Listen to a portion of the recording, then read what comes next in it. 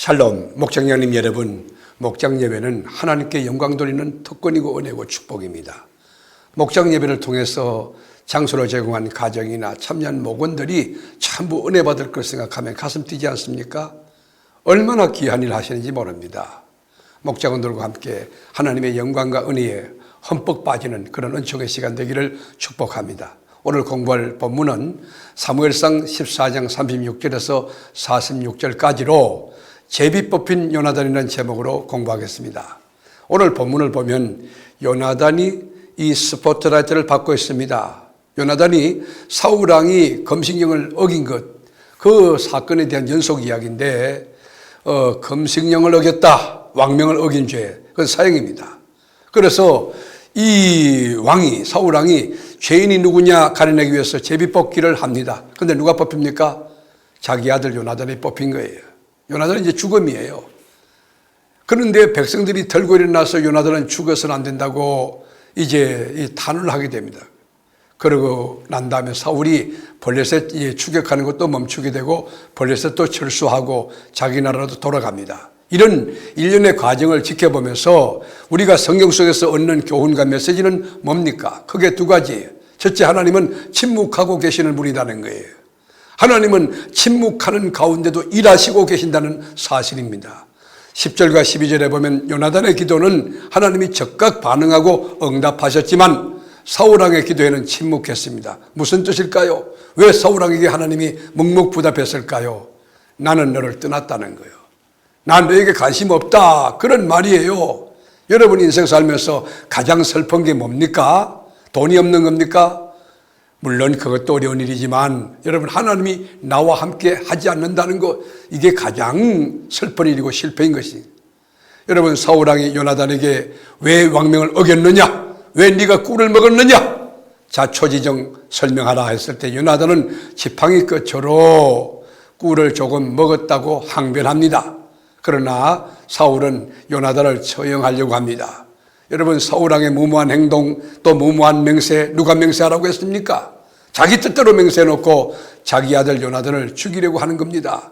그러나 백성들이 항의하고 일어섰을 때 요나단이 목숨을 건지게 됩니다.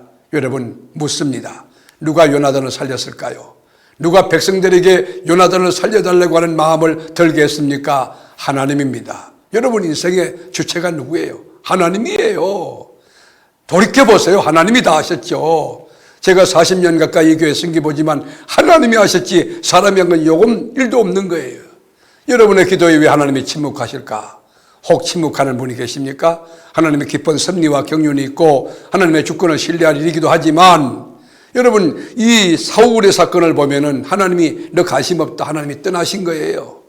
요나단은 죽음의 위기에서 어떻게 살아났습니까? 하나님이 기뻐하고 하나님이 함께했기 때문에 살아난 것입니다. 여러분은 하나님이 함께하는 사람입니까? 아니면 내 뜻과 내 생각 가지고 사람들만 같이 하는 사람입니까? 하나님이 기뻐하는 일을 위하여 진리를 쫓아가는 것이 어렵지만 하나님이 그곳에 계심을 믿고 하나님의 역사와 언약을 기다리며 묵묵히 참는 것, 그게 축복받는 그릇입니다.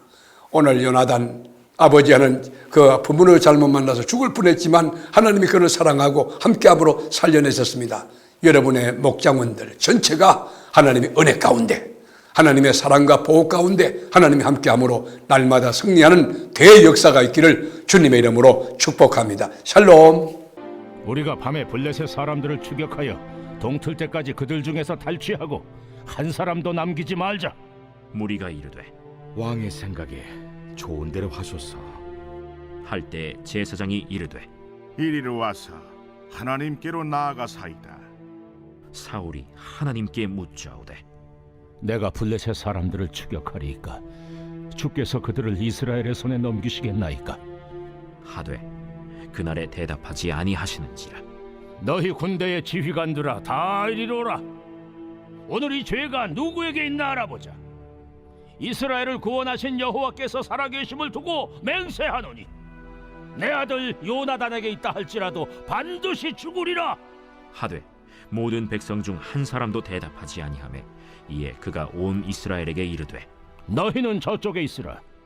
나와 내 아들 요나단은 이쪽에 있으리라.